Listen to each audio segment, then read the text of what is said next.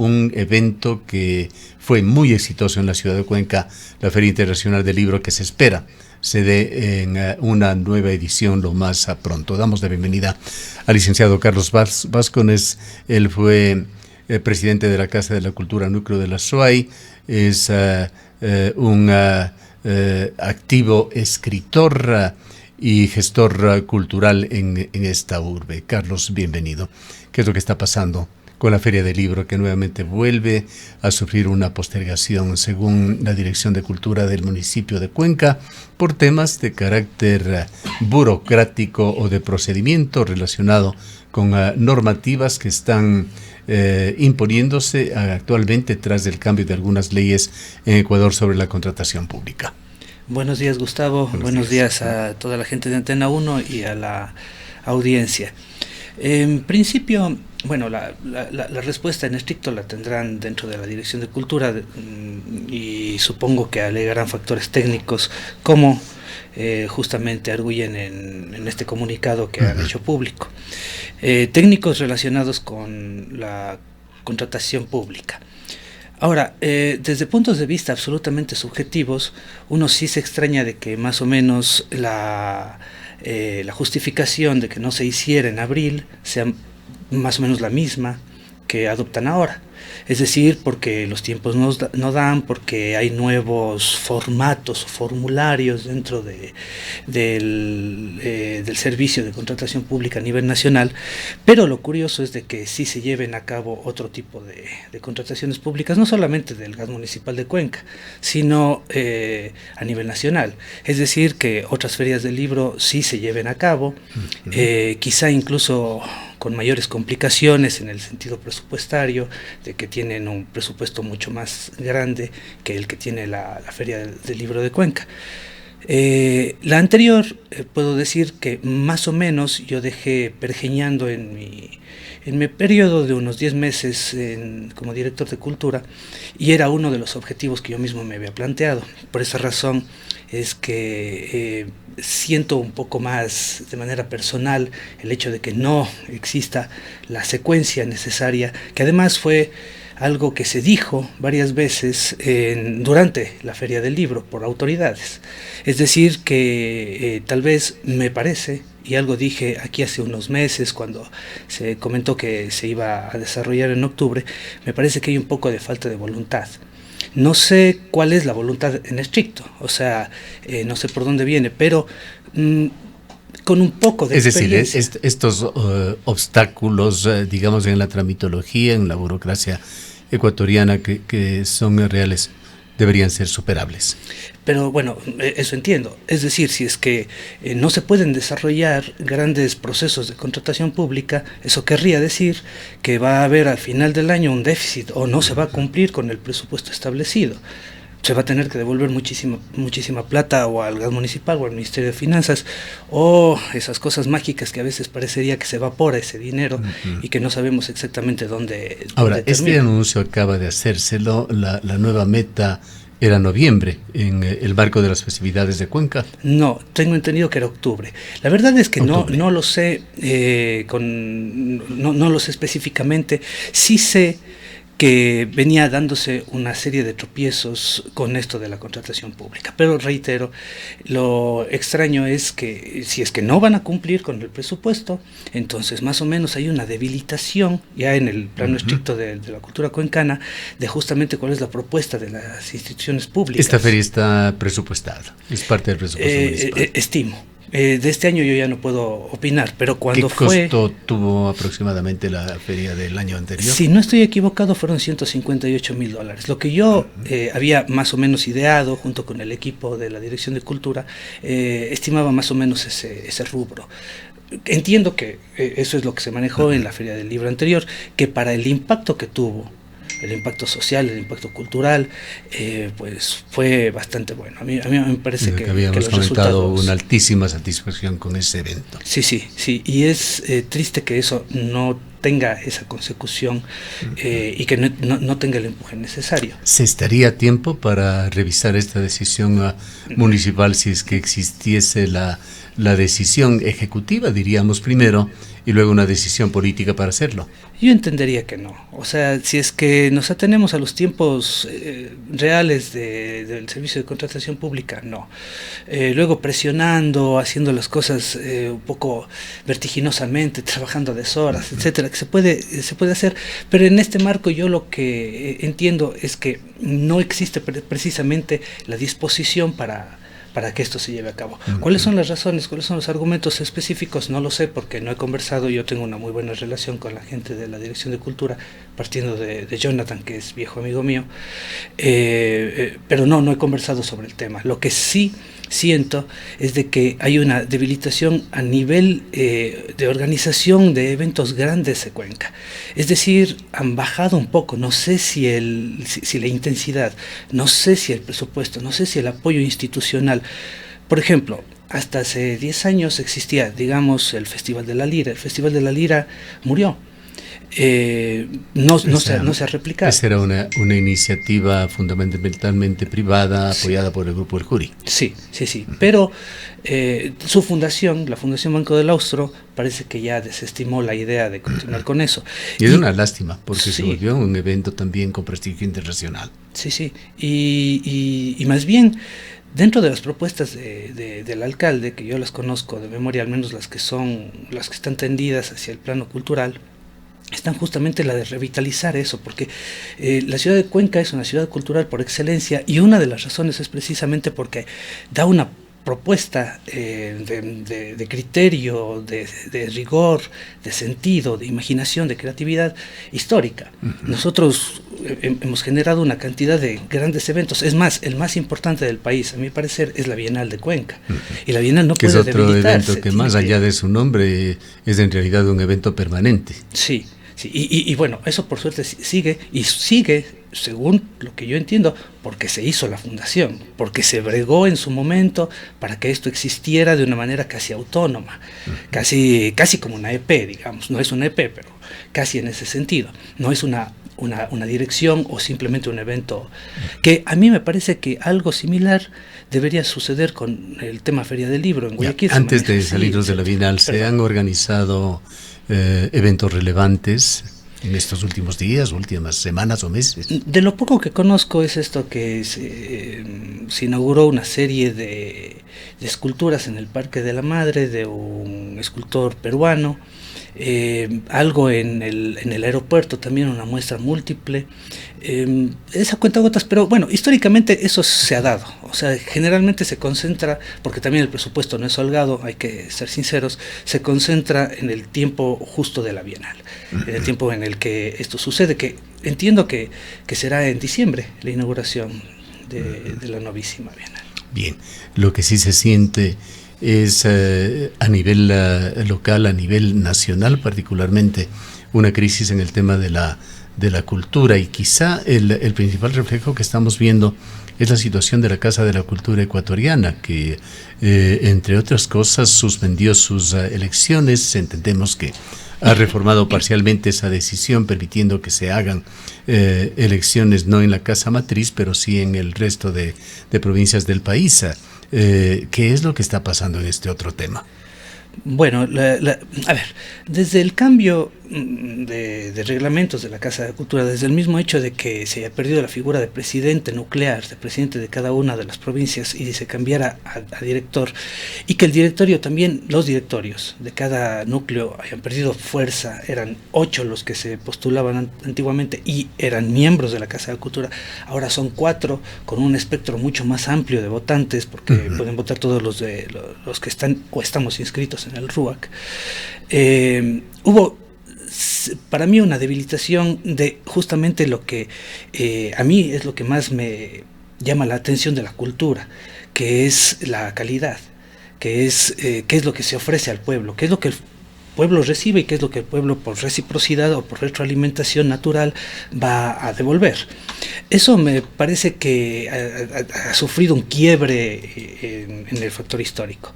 Esto también creo que es lo que motiva, a final de cuentas, esta refusión, porque bueno, ya alguna vez estuvieron juntos, del Ministerio de Cultura con el Ministerio de Educación y con el Ministerio de Deportes. Porque existe, sí, lo que usted dice, una debilidad muy fuerte, latente en cuanto a cultura nacional. En estricto, lo que ha sucedido con la Casa de la Cultura, a mí me parece, y perdone la brusquedad del término, pero me parece un ridículo, porque es una persona que se ampara porque, bueno, dice que el hecho de ver tantas pensiones alimenticias a su o sus hijos no implica de que no pueda postularse. Entiendo que a presidente nacional. Esta persona, bueno, a mi criterio, valga la redundancia, descriteriada, creo que ha perdido todas las opciones de ser presidente nacional de la Casa de la Cultura, porque además afectó el ciclo natural de las elecciones de cada núcleo. En el Azuay hay, como sabemos, hay 4 candidatos, son, entiendo, todos ellos personas de bien, que tienen sus iniciativas, sus buenas propuestas. Intereses legítimos de la cultura. Sí, yo creo que sí.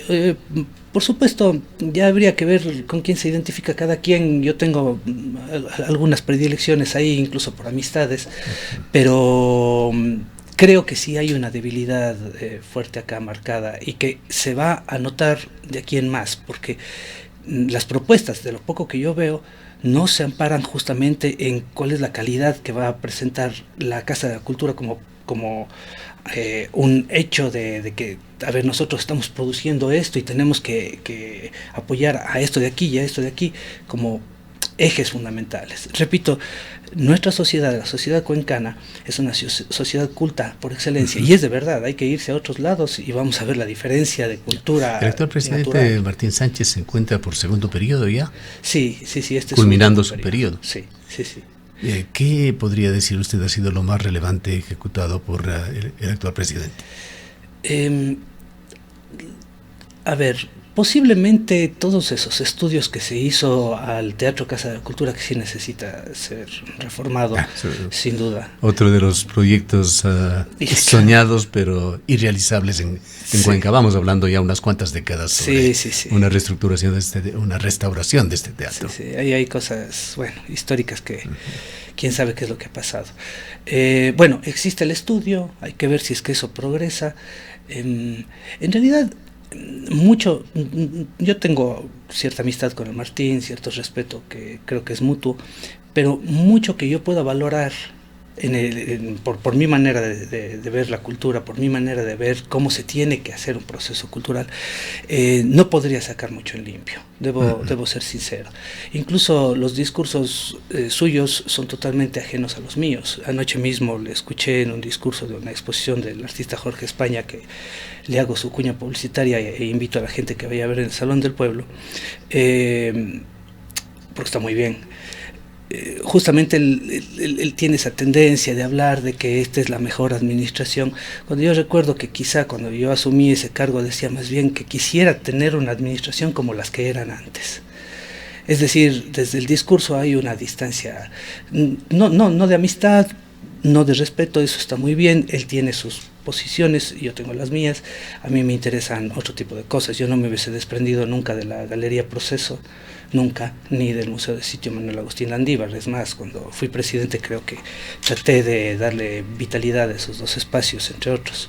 Entonces, no puedo hablar alegüeñamente, y que me disculpe Martín, posiblemente vea esto, pero tengo que ser sincero. ¿Qué conoce usted sobre esta otra polémica que se ha generado, en la cual está involucrada como primer actor la Casa de la Cultura Ecuatoriana Núcleo del Azuay, esa digitalización del Archivo Histórico de Cuenca, que el día de hoy justamente tiene una audiencia, debe haberse iniciado ya hacia las 8:30 de la mañana, debía realizarse en la sala de audiencias 210 del edificio judicial el día de hoy.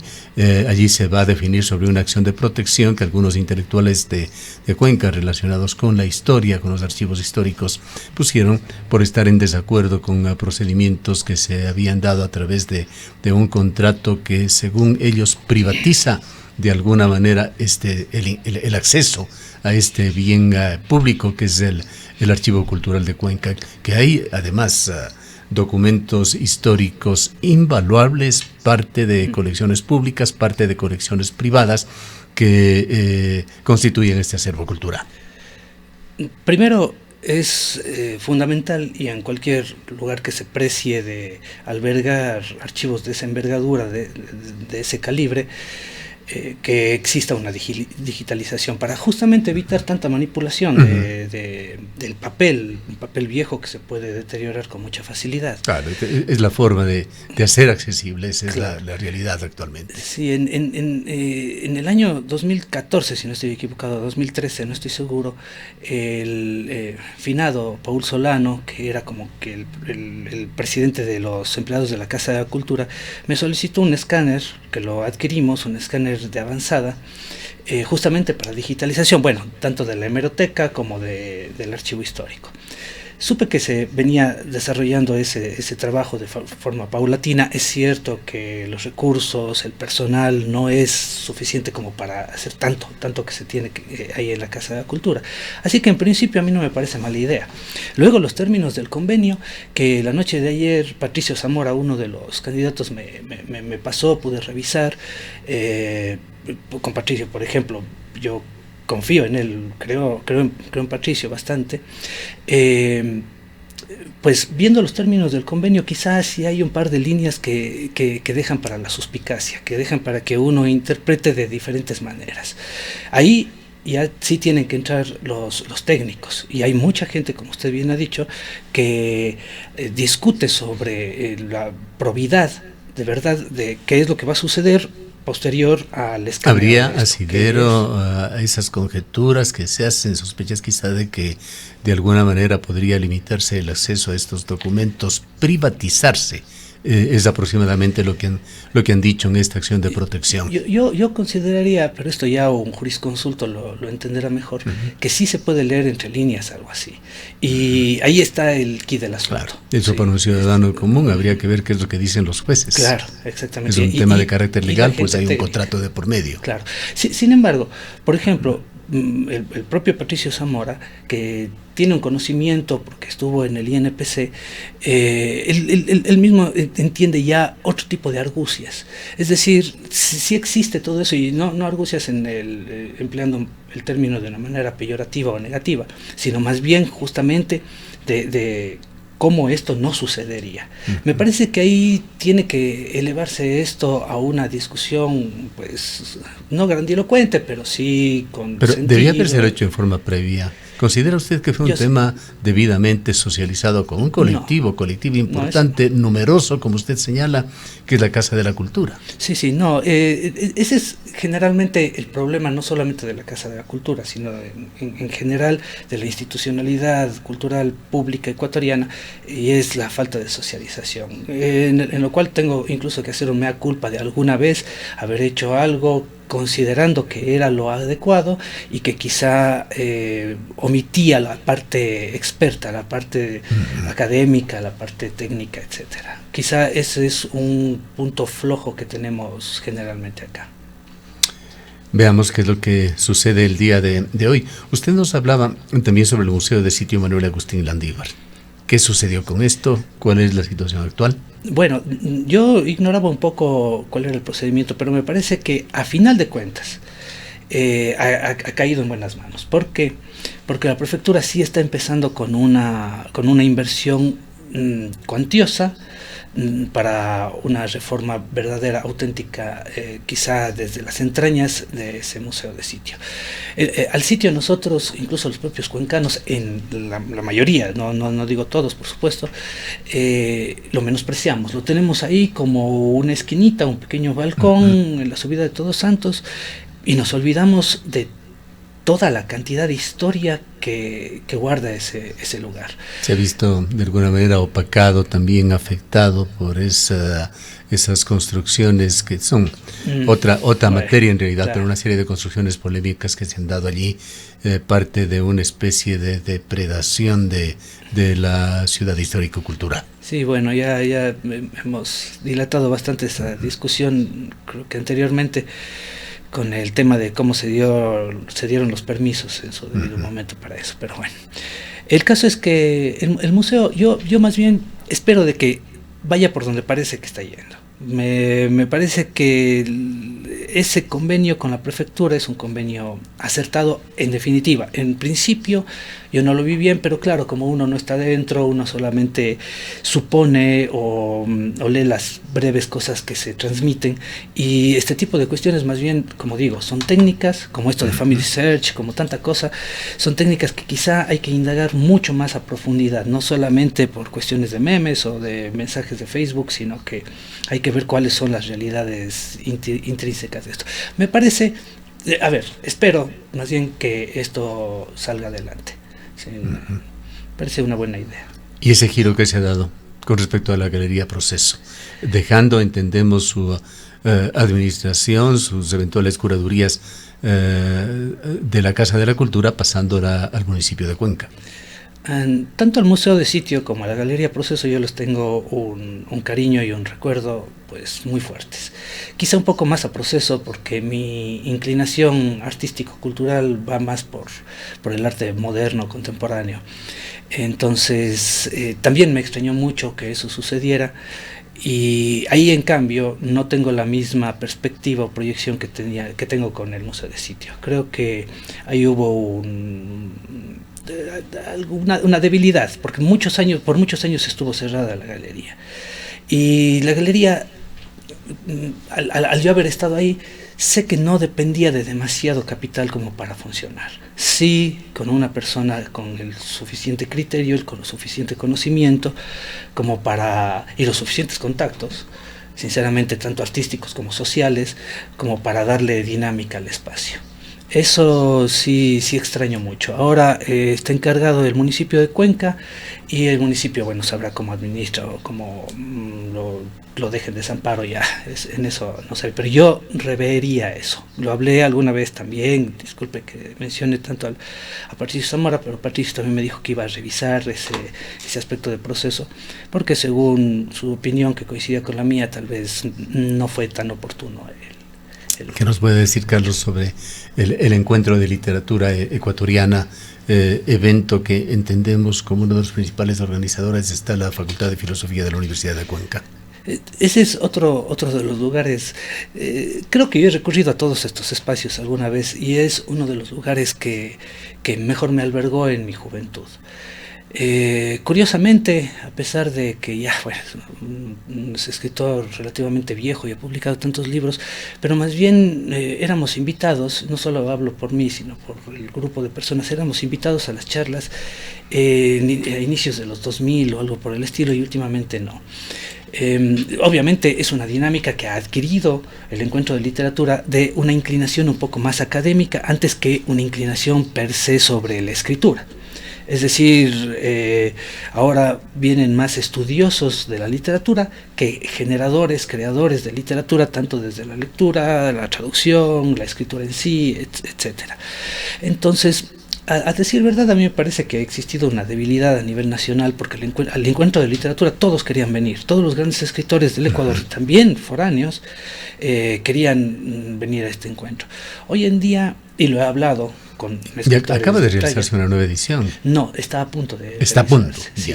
¿Cuándo empieza? También creo que en octubre. En octubre van a confluir muchísimos eventos, y eso es bueno, pero hay que ver, repito, cuál va a ser la calidad de proyección, incluso la proyección, cuál es la propuesta que nos están queriendo dar todos ellos.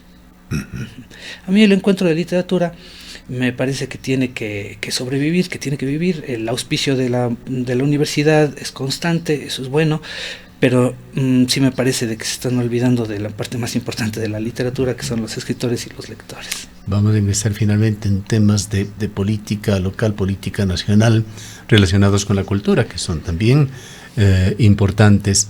Iniciemos por algo que quedó como una gran interrogante en Cuenca. ¿Qué pasó con esa suspensión? Y esto entendemos fue una decisión de la Casa de la Cultura, de la exposición de la caricaturista Vilma Traca. Bien, no entiendo, no conozco los pormenores, solamente conozco lo que dijo Martín en su momento, las quejas que me parecen válidas de la caricaturista, de la artista.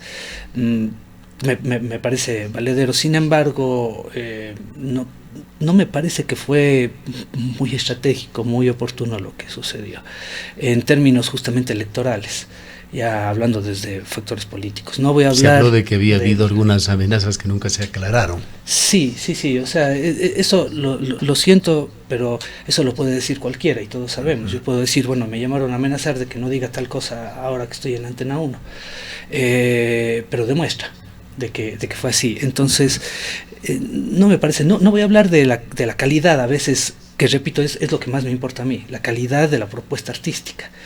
Voy a hablar estrictamente de la estrategia política y de lo oportuno o inoportuno que esto fue. Y a mí me parece que fue un desacierto grave el asunto este, que no es la primera vez que sucede con la misma persona, porque en el 2016 también se censuraron, creo que un par de piezas porque eran lesivas contra alguien, y también se vino abajo, no por decisión ahí de la institución, sino por decisión del artista, según recuerdo. Entonces, yo no creo que... A ver, soy un defensor acérrimo de la libertad de expresión. La libertad de expresión se tiene que dar con altura, sin herir. Y el arte no trata precisamente de herir, si es que es arte. Si no es arte, perdonen, es un mamarracho o es un insulto o cualquier cosa, pero el arte por naturaleza no trata de herir, el arte trata de generar conciencia o de cautivar o de proponernos belleza, en fin, factores estéticos. El caso de la censura es simplemente por cuestiones de lo que alguien quiere ver, no de lo que de verdad se esté viendo, si es que lo que se está exponiendo es arte. Si lo que se está exponiendo no es arte, entonces la censura ya va por otros derroteros, por otros caminos.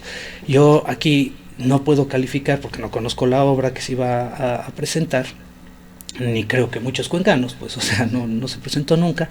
Entonces no podemos saber exactamente qué es lo que se censuraba o cuáles son, si es que no se censuró, y es lo que dice el director de la Casa de Cultura, si es que fueron estas amenazas de destrucción, que claro, ya ha pasado.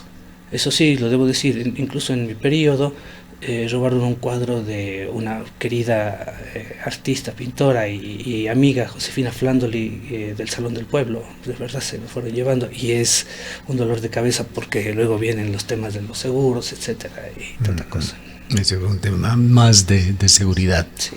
Que de otras connotaciones. Bien, y aterricemos en lo que está pasando ahora en Ecuador, la fusión del Ministerio de Cultura y Patrimonio con el Ministerio de Educación, con un decreto ejecutivo, el número 60, el 24 de julio, el Gobierno Nacional decidió esto. Esto ha abierto una gran polémica. Por una parte está esa intención del gobierno de reducir el tamaño del Estado, pero esto ha generado una serie de reacciones, incluso es una decisión que ha sido impugnada judicialmente.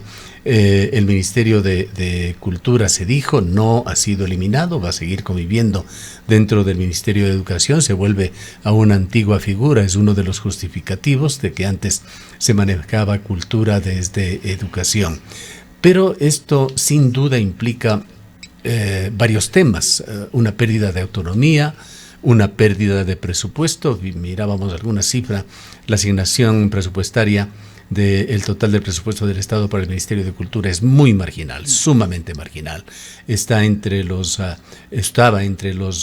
ministerios con menor presupuesto, y ahora absorbido en el Ministerio de Educación, que son palabras grandes realmente en qué quedará ese pequeño presupuesto que se dedicaba a la cultura. Hemos pasado épocas difíciles, épocas de pandemia, épocas de apagones.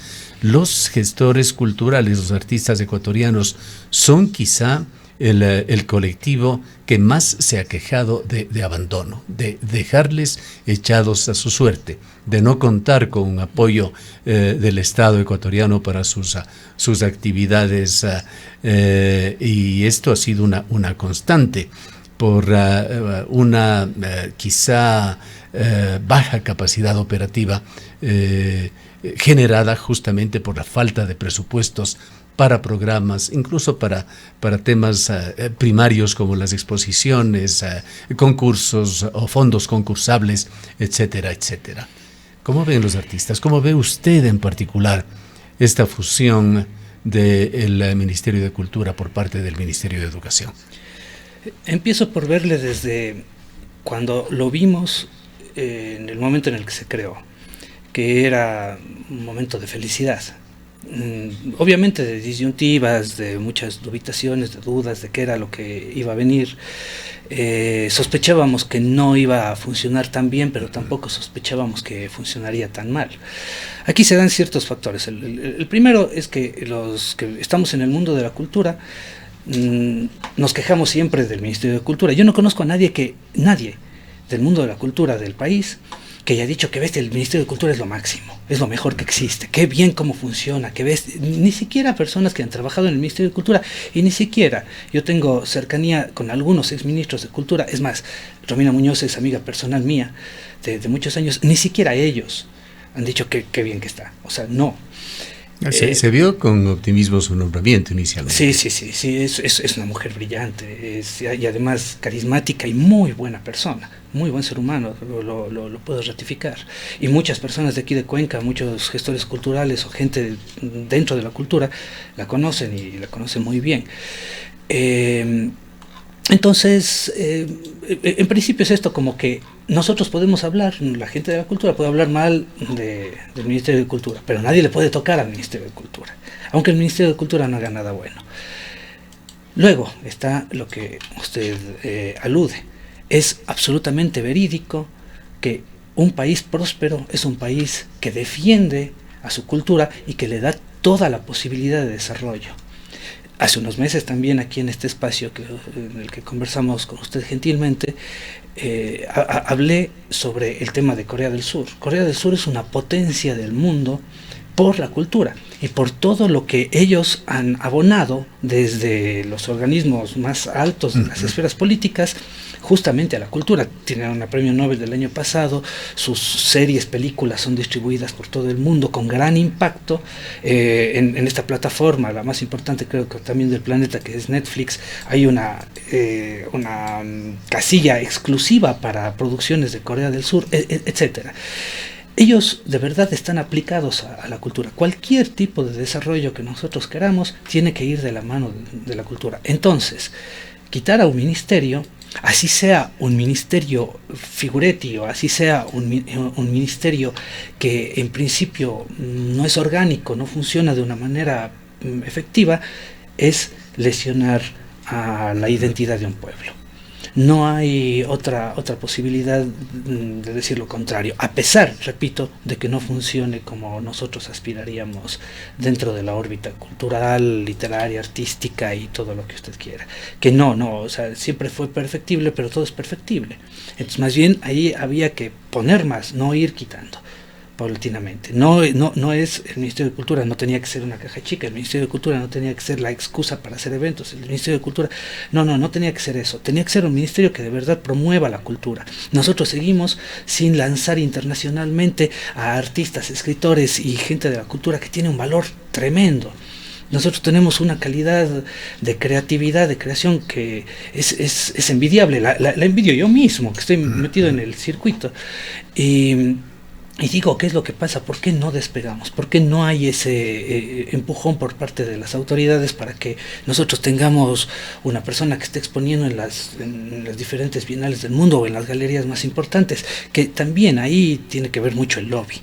Y creo que todos nosotros lo sabemos, para ganar el Premio Nobel de Literatura no basta ser un genio de la literatura, es necesario un impulso. Entonces, terminemos, Carlos, con una inquietud. Estamos como seres de este planeta, como habitantes de este planeta, asistiendo a algo que realmente me parece a mí no se cruzaba por la mente de nadie, podría darse nuevamente en el siglo XXI. Lo que está pasando en Gaza, lo que está pasando con Israel, nuevamente se repiten quizá las escenas más desgarradoras de la Segunda Guerra Mundial. y ahora como uno de los principales protagonistas, quien fuera víctima en ese momento el pueblo de Israel. Bueno, no podemos hablar del pueblo, pero sí los dirigentes de Israel, sin ninguna duda. Un genocidio en marcha, a vista y paciencia del mundo.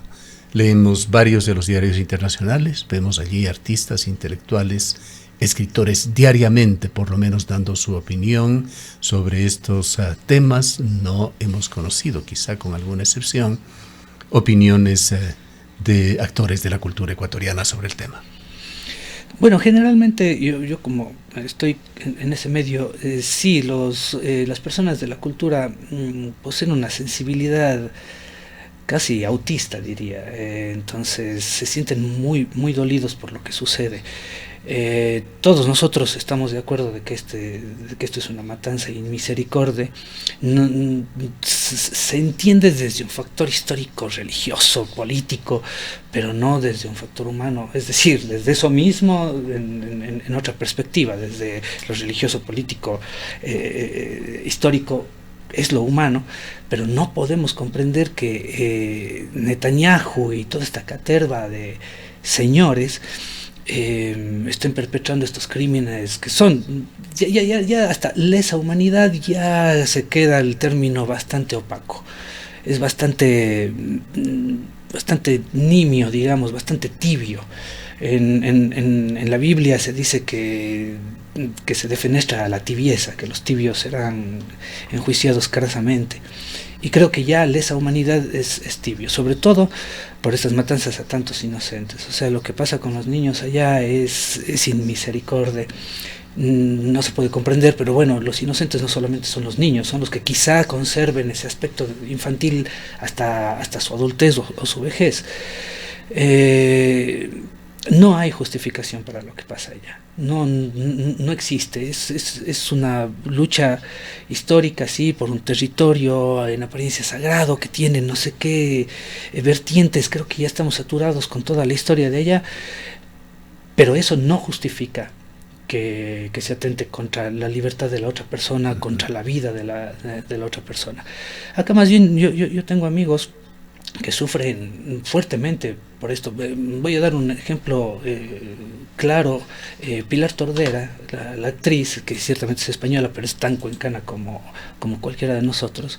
Pilar acude cada semana, y eso que está enferma por diferentes dolencias, cada semana a un grupo que trata del tema de Gaza, pro Palestina, con este aspecto, y es un grupo interesante, que yo creo que podría hacerse ahí un documental alrededor de lo que ellos plantean, porque es un planteamiento en una búsqueda de un entendimiento, pero sobre todo de albergar el dolor y saber sentir el dolor también con una persona ajena.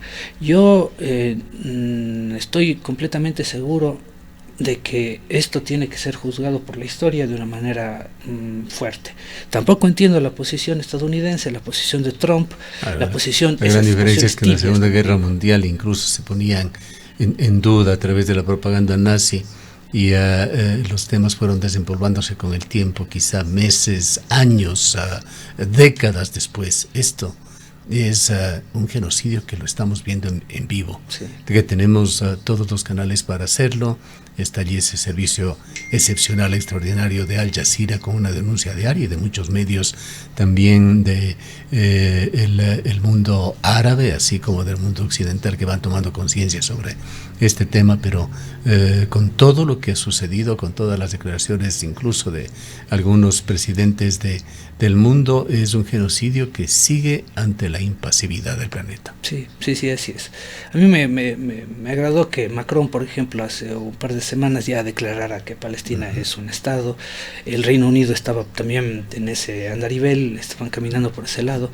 Entonces me parece que las cosas por ahí, bueno, puede ser un síntoma de que esto en algún momento declive, pero justamente hoy sale la noticia principal del país de que Netanyahu ha dicho, definitivamente ha decidido tomarse toda la franja de a pesar de los secuestrados, según por allí alguna consulta a Donald Trump que le han hecho, básicamente asiente, señalando de que ese es un asunto de Israel. Y bueno, no solamente Trump, si pensamos en Putin, si pensamos en tantos otros que tampoco se decantan. Sí. Bien.